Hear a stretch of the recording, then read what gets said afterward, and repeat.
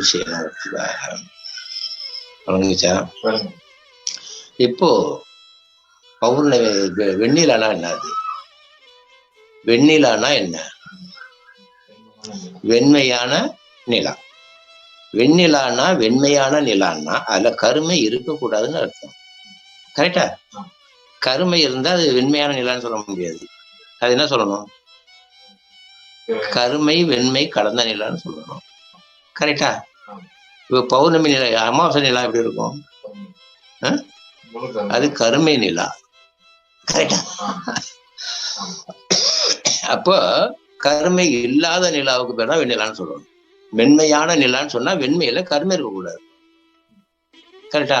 இப்ப கருமை இல்லாத வெண்ணிலானா இப்ப எதை குடிக்குது? இப்ப ஐயா புரிஞ்சா? இப்போ அது வெண்ணிலாங்கிற பௌர்ணமி.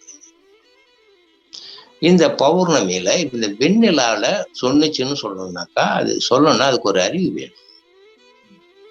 நம்ம நிலவு பார்த்து மயங்குறோம், அது நம்ம மயக்குது. புரியுதா? அதுக்கு அப்படி மயக்கக்கூடிய தன்மை அதுக்கு இல்லை. எதுக்கு கிடையாது? நிலவுக்கு இல்லை. இருந்தா ஒரே மாதிரி இருக்கணும்ல. கருமை படியக்கூடாது. புரியுதா? கருமை படியுது நீங்குது அப்படின்னா என்ன அர்த்தம்?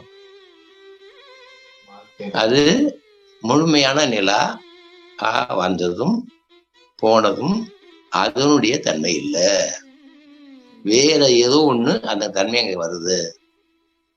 சூரியனுடைய ஒளி தான் அதுல இருந்து வருது. கரெக்டா? சூரியனுடைய ஒளி என்ன செய்யுது? வெண்மையை தருது. பூமியுடைய நிழல் கருமையை தருது. விளங்குதா? பூமியுடைய நிழல் கருமையை தருது, சூரியனுடைய ஒளி வெண்மை. அப்படிதானே நிலவுல? பொய்யா? சயின்ஸ் தானே இது. இதுதான் இப்போ. அப்போ நிலவுக்கு சொந்தமா கருமை அடைகிற தன்மையோ வெண்மை அடைகிற தன்மையோ இல்லை. ஆனா நிலாவில்தான் நடக்குது. புரியுதா? இப்போ இது வரும் புரியுதா? இப்ப அப்படியே வச்சுக்கோங்க. சோ ஜோதிடத்துல இந்த சூரியனை ஆத்மாக்காரகன்னு சொல்லுவாங்க, ஆன்மாக்களுக்கெல்லாம் தலைகள்னு சொல்லுவாங்க. ஏன் அப்படி சொல்றாங்க அப்படின்னு கேட்டீங்கன்னாக்கா, இந்த புவனத்துல இயக்கங்கள் எண்ணற்ற கொடான கோடி இயக்கங்கள் இந்த புவனத்துல இருக்கு. புவனம் நான் சொல்ல பிரபஞ்சம் இல்லை, சோலார் சிஸ்டம். சோலார் அந்த சோலார் குடும்பம், சூரிய குடும்பம், அதுக்குள்ளாரையும் பூமியில தான் இருக்கிறது கூட. இதெல்லாம் போனோம் இல்லையா? இதுல எண்ணற்ற உயிர்களுக்கு இது எல்லாமே சூரியனால் தான் இருக்குது. சூரியன் இல்லைன்னா ஆகும்? சூரிய கதிர் சரியாக படுற இடத்துல தான் இருக்குது, மற்ற கிரகத்துல இல்லை. அப்ப சூரிய கதிரில் இருக்கிற ஒளிரும் தன்மை படைப்பை தருகிறது, வெப்பத்தன்மை இயல்பை தருகிறது. ரெண்டும் இணைந்து தோற்றங்கள் உருவாகின்றன.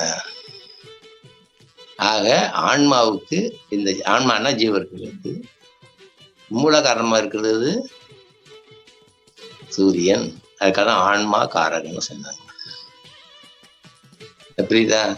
ஆன்மாவுக்கு தலைவன், ஆன்மாக்களுடைய தலைவன். ஏன்னா ஆன்மாக்கள் பிறப்பெடுப்பதற்கான காரணமாக இருந்தது சூரியன். இப்ப சந்திரனை மனோகாரகம்னு சொல்லுவாங்க, அது இயல்பு மீது ஆட்சி செய்கிறது. பௌர்ணமியானா மனம் அமைதியா இருக்குது, அமாவாசையான எழுச்சி கடல்ல ஏற்படுது. ஏன்னா பூமிக்கு அருகில் இருக்கிறது. பூமிக்கு அருகில் இருக்கு, சூரியன் தூரத்துல இருக்கு. சூரியன் கிட்ட வருக, எது கிட்ட அருகில இருக்கு? இன்னொரு விஷயம் தெரியுமா? நிலவு எதை சுத்திட்டு வருது? பூமியை சுத்தி கொண்டுட்டு வருகின்றது, சூரியனுக்கு அருகில் இருப்பது. அதனால சூரியனுக்குள்ள மனசக்தி ஆற்றல் பண்றது மனோகாரகன்னு சொல்றோம். இப்ப மனதை குறிப்பது சந்திரன். விளங்குச்சா? இது ஒரு பொண்ணியாச்சு. இப்போ நம்மள்ட்ட இருக்கிற மூல உடல் இருக்கு இல்லையா, அது ஆன்மா மையம். கரெக்டா? அப்ப ஆன்மா இருக்கிற மையம். கரெக்டா?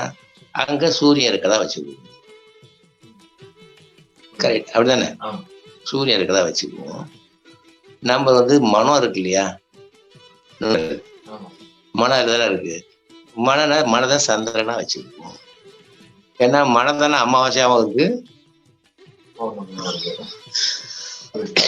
50 நாள் கோயிலுக்கு வந்தா பௌர்ணமி, உறவுகள்கிட்ட போய் சேர்ந்தா அமாவாசை. அதனால மனோ கறந்து மனமா வடிவில் இருக்கிறது நுண்ணுடல். நுண்ணுடல் தான் நமக்கு சந்திரன். அதுல பிரகாசி சந்திரன், மண்ணுல மனதான் சந்திரன். ரைட்டா?